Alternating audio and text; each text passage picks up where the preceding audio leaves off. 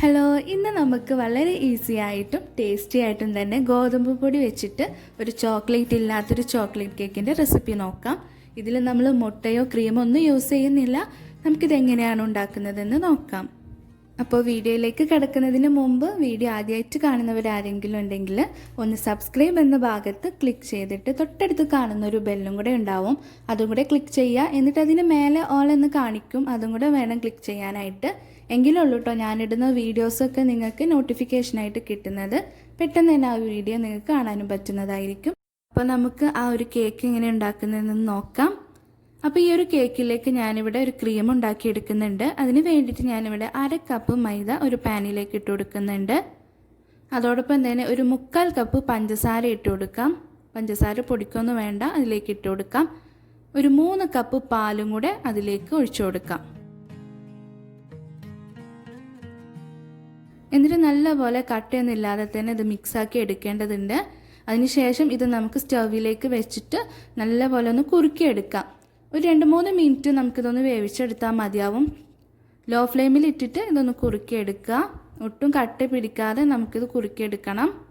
അപ്പം ഞാനിതൊരു 3 മിനിറ്റ് ഇതുപോലെ ചെറു തീയിലിട്ടിട്ട് നല്ല കുറുക്കിയെടുത്തിട്ടുണ്ട്. ഇത്രയും മതി. ഇനി തീ ഓഫ് ചെയ്യാം. തീ ഓഫ് ചെയ്തിട്ട് ഇതിലേക്ക് ഞാൻ ചേർത്ത് കൊടുക്കുന്നത് 2 ടേബിൾ സ്പൂൺ അളവിൽ ബട്ടറാണ്. അത് ഇതിലേക്ക് ഇട്ട് കൊടുക്കാം. ബട്ടറും കൂടെ ചേർത്ത് കൊടുക്കുമ്പോൾ ഈ ഒരു ക്രീമിന് നല്ല ടേസ്റ്റ് കിട്ടും. ആ ബട്ടറൊക്കെ നല്ല ഒന്ന് മെൽറ്റായിട്ട് വരട്ടെ. നല്ലപോലെ ഒന്ന് മിക്സ് ചെയ്തെടുക്കാം. അപ്പോൾ ബട്ടറൊക്കെ ഇവിടെ മെൽറ്റായിട്ടുണ്ട്. ഇതിലേക്ക് ഇനി ചേർത്ത് കൊടുക്കുന്നത് ഒരു 1/4 ടീസ്പൂൺ വാനില എസൻസ് ആണ്. ആ ഒരു ക്രീമിൻ്റെ ടേസ്റ്റ് കിട്ടാൻ വേണ്ടിയിട്ട് വാനില എസൻസ് ഒഴിച്ചു കൊടുക്കാം. എന്നിട്ട് നല്ലപോലെ ഒന്ന് ഇളക്കിയെടുക്കാം. ഇനി ഇത് നല്ലൊന്ന് ഇളക്കിയെടുത്തതിന് ശേഷം നമുക്കിത് പെട്ടെന്ന് തന്നെ സ്റ്റൗവിൽ നിന്ന് എടുത്തിട്ട് ഇതൊരു ബൗളിലേക്ക് ഇട്ട് കൊടുക്കാം.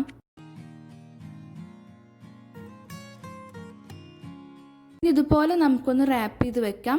ആ ഒരു ക്രീമിൽ തട്ടുന്ന രീതിയിൽ വേണം ഇത് റാപ്പ് ചെയ്ത് വെക്കാനായിട്ട്. അതിനുശേഷം നമുക്കിത് ചൂടാറിയിട്ട് ഒരു 1/2 മണിക്കൂർ ഫ്രിഡ്ജിൽ വെച്ചൊന്ന് തണുപ്പിച്ചെടുക്കേണ്ടതുണ്ട്. ഇനി ഈ കേക്കിലേക്ക് നമുക്ക് വേണ്ടത് 1 കപ്പ് ഗോതമ്പ് പൊടിയാണ്. അത് നമുക്ക് എടുക്കാം. നമുക്ക് ഏത് ബ്രാൻഡായാലും കുഴപ്പമില്ല കേട്ടോ.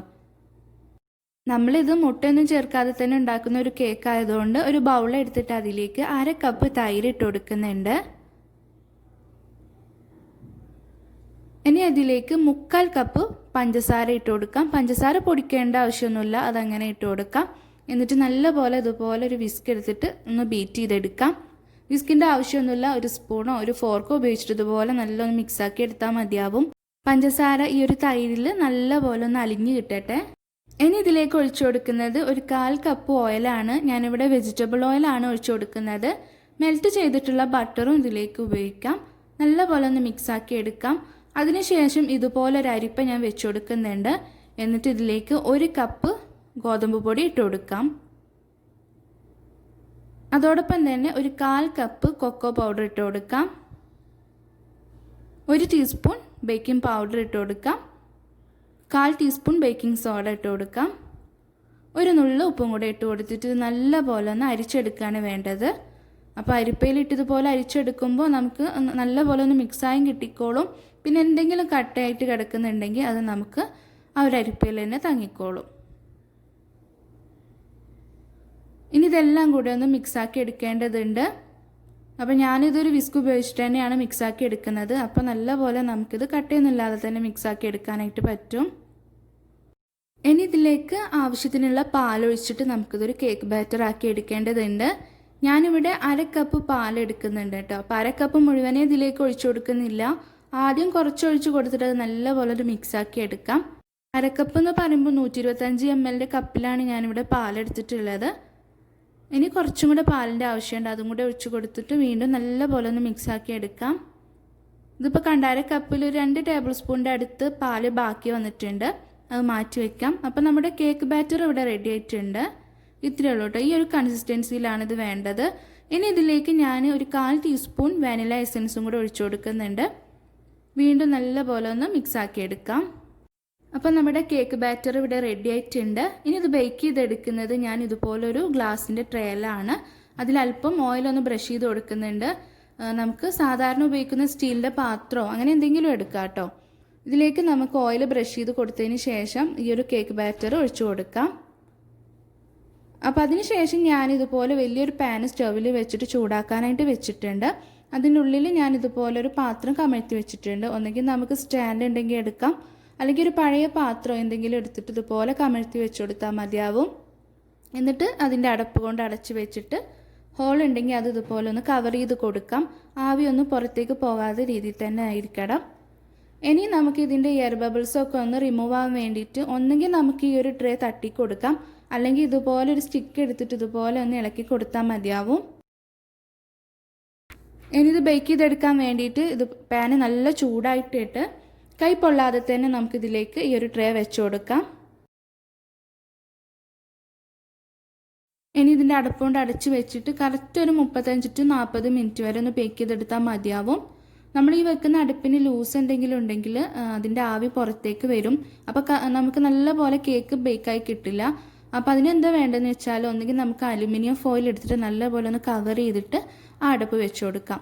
ആവി പുറത്തേക്ക് അങ്ങനെ പോകുകയാണെങ്കിൽ നമുക്ക് കറക്റ്റായിട്ട് ബേക്കായി കിട്ടില്ല. അപ്പോൾ ഞാനിത് ആദ്യത്തെ ഒരു 5 മിനിറ്റ് മീഡിയം ഫ്ലെയിമിൽ ഇട്ടിട്ട് പിന്നെ ഒരു 30 മിനിറ്റ് ലോ ഫ്ലെയിമിലേക്ക് ആക്കിയിട്ട് കറക്റ്റ് ഒരു 35 to 40 മിനിറ്റ് വരെ ബേക്ക് ചെയ്തെടുക്കേണ്ടതുണ്ട്. ഇതിപ്പോൾ ഇവിടെ ഒരു 40 മിനിറ്റ് ആയിട്ടുണ്ട്. തീ ഓഫ് ചെയ്തിട്ട് നമുക്ക് തുറന്ന് നോക്കാം. കേക്ക് ഇവിടെ നല്ലപോലെ ബേക്കായി വന്നിട്ടുണ്ട്.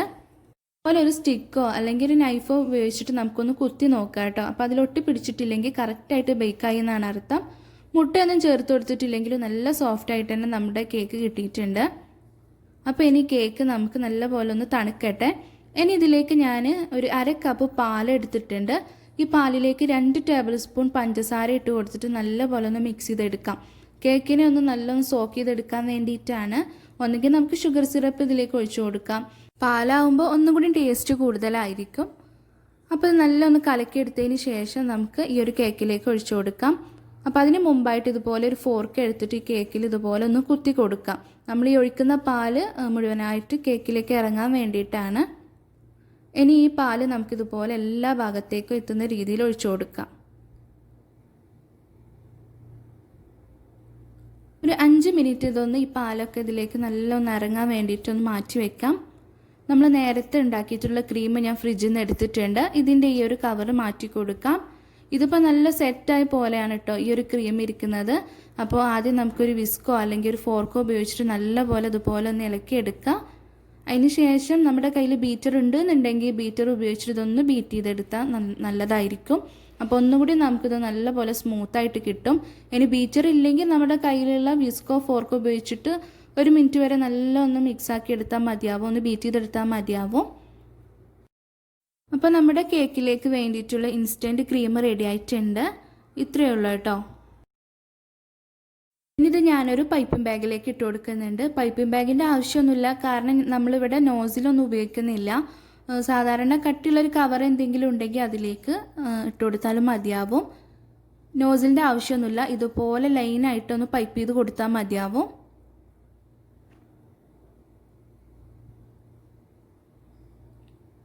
അപ്പോൾ ഇതാ ഞാൻ എല്ലാം ഇതുപോലെ പൈപ്പ് ചെയ്ത് കൊടുത്തിട്ടുണ്ട്. ഇനി വേണ്ടത് കുറച്ച് കൊക്കോ പൗഡർ ഞാൻ ഇതുപോലെ ഒരു അരിപ്പയിലേക്ക് ഇട്ട് കൊടുത്തിട്ടുണ്ട്. ഒരു ഭംഗിക്ക് വേണ്ടിയിട്ട് മാത്രമാണ് കേട്ടോ അങ്ങനെ ചെയ്യുന്നത്. ഇത് നിർബന്ധമൊന്നുമില്ല. ഈ ഒരു ക്രീമിൻ്റെ എല്ലാ ഭാഗത്തേക്കും ഇട്ട് കൊടുക്കാം. അപ്പോൾ നമ്മുടെ അടിപൊളിയായിട്ടുള്ള ചോക്ലേറ്റ് ഇല്ലാത്തൊരു ചോക്ലേറ്റ് കേക്ക് റെഡി ആയിട്ടുണ്ട്. ഇതിൽ നമുക്ക് ക്രീമിൻ്റെ ഒന്നും ആവശ്യമില്ല കേട്ടോ.